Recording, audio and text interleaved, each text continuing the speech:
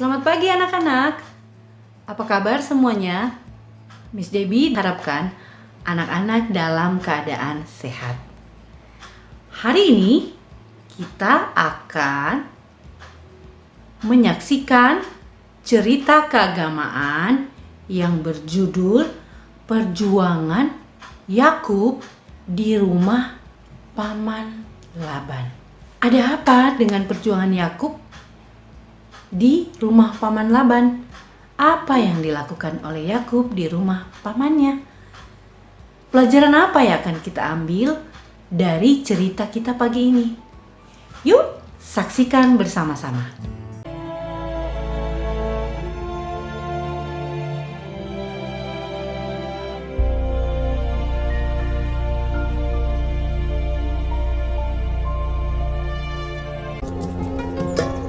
Kemudian berangkatlah Yakub dari situ dan pergi ke negeri Bani Timur. Ketika ia memandang sekelilingnya, dilihatnya ada sebuah sumur di padang dan ada 3 kumpulan kambing domba berbaring di dekatnya. Sebab dari sumur itulah orang memberi minum kumpulan-kumpulan kambing domba itu. Bertanyalah Yakub kepada mereka, "Saudara-saudara, dari manakah kamu ini? Kenalkah kamu Laban, cucu Nahor? Selamatkah ia?"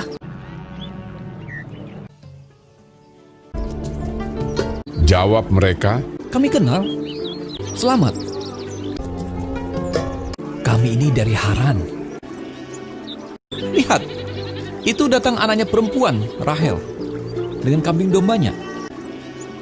Datanglah Rahel dengan kambing domba ayahnya, sebab dialah yang menggembalakannya.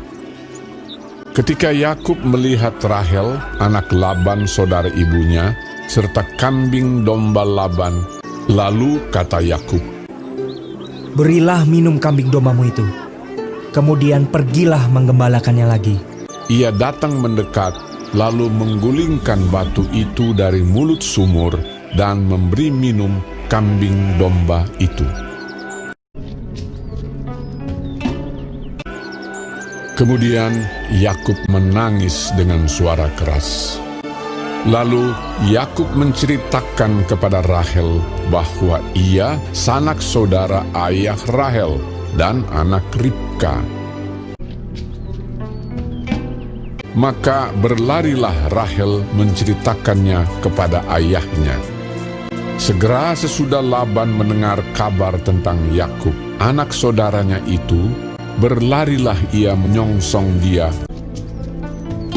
lalu mendekap dan mencium dia, kemudian membawanya ke rumahnya. Maka Yakub menceritakan segala hal ihwalnya kepada Laban.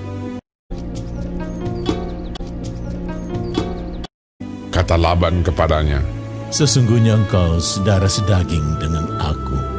Maka tinggallah Yakub padanya genap sebulan lamanya. Laban mempunyai 2 anak perempuan, yang lebih tua namanya Lea, tidak berseri matanya, dan yang lebih muda namanya Rahel, elok sikapnya dan cantik parasnya. Yakub cinta kepada Rahel, sebab itu ia berkata, "Untuk mendapat Rahel, anakmu yang lebih muda itu, aku mau bekerja padamu 7 tahun lamanya." Sahut Laban, "Lebih baiklah ia kuberikan kepadamu daripada kepada orang lain. Maka tinggallah padaku." Jadi bekerjalah Yakub 7 tahun lamanya untuk mendapat Rahel itu. Tetapi yang 7 tahun itu dianggapnya seperti beberapa hari saja karena cintanya kepada Rahel. Sesudah itu berkatalah Yakub kepada Laban, "Berikanlah kepadaku bakal istriku itu, sebab jangka waktuku telah genap."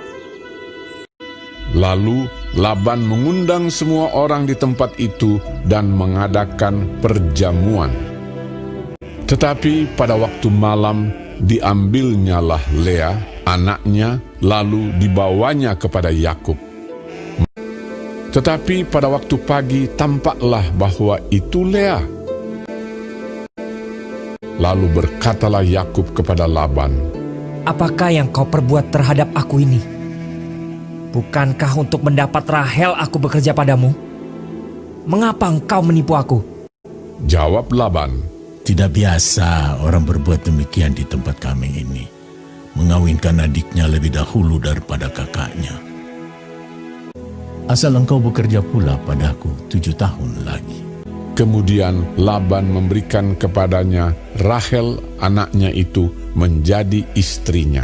Malah ia lebih cinta kepada Rahel daripada kepada Lea. Demikianlah ia bekerja pula pada Laban 7 tahun lagi.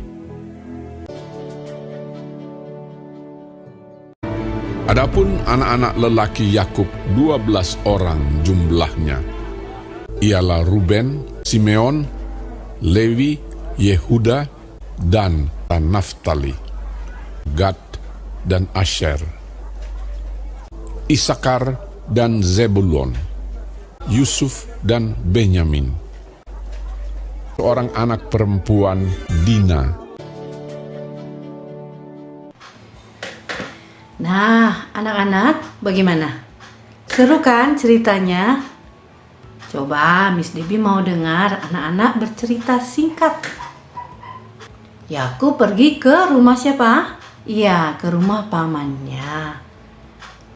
Nah, di rumah pamannya ini dia bertemu dengan anak pamannya yang bernama Rahel dan Lea. Nah, pada suatu waktu Yakub ingin menjadikan Rahel sebagai istrinya. Apakah pamannya setuju? Ya, pamannya setuju. Apa ada syaratnya? Iya, syaratnya apa kira-kira ya? Oh iya, 7 tahun harus bekerja di ladang paman Laban. Apakah Yakub menerima tawaran itu? Ya, dia menerima. Dan setelah 7 tahun dia bekerja di rumah pamannya, apa yang terjadi? Apakah dia menerima Rahel sebagai istrinya?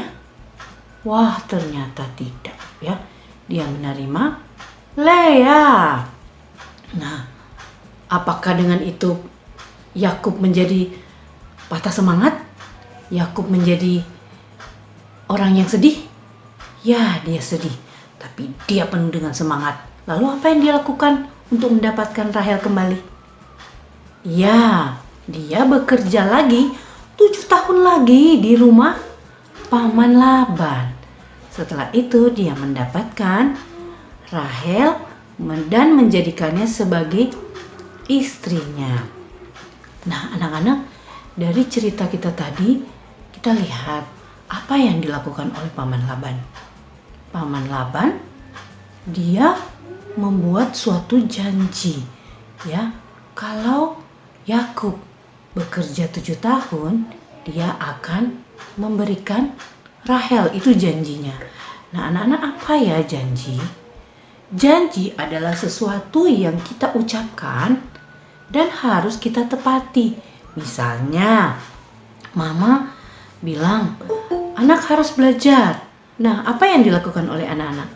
Ya, anak misalnya kalian mengatakan kepada mama, iya, saya akan belajar setelah makan. Saya akan mengerjakan PR setelah makan. Itu janji loh, itu namanya janji. Sesuatu yang kita ucapkan dan harus kita lakukan dengan benar sesuai dengan apa yang kita ucapkan. Tapi yang dilakukan oleh paman Laban, dia tidak menepati janjinya. Dia tidak melakukan seperti yang dia ucapkan. Ya, apakah itu perbuatan yang baik? Oh, tidak ya. Itu bukan perbuatan yang baik. Nah, dari pelajaran ini kita belajar bahwa apa yang kita ucapkan harus kita lakukan ya. Harus kita lakukan supaya orang tidak bilang kalau kita berbohong ya, supaya kita menjadi anak yang jujur, anak yang patuh, anak yang mau melakukan segala sesuatu sesuai dengan apa yang kita ucapkan, ya. Kalau kita bilang mau ke sekolah, boleh tidak kita pergi ke pasar atau kita masuk kamar dan tidur? Ya, tentu tidak boleh. Kalau kita berkata kita akan ke sekolah, berarti kita harus ke sekolah. Nah, Yakub juga adalah orang yang sabar, ya. Dia melakukan semua permintaan dari paman Laban dengan baik, ya. Dia percaya bahwa apa yang dia lakukan dengan tekun pasti dia dapatkan. Nah, sama dengan kita.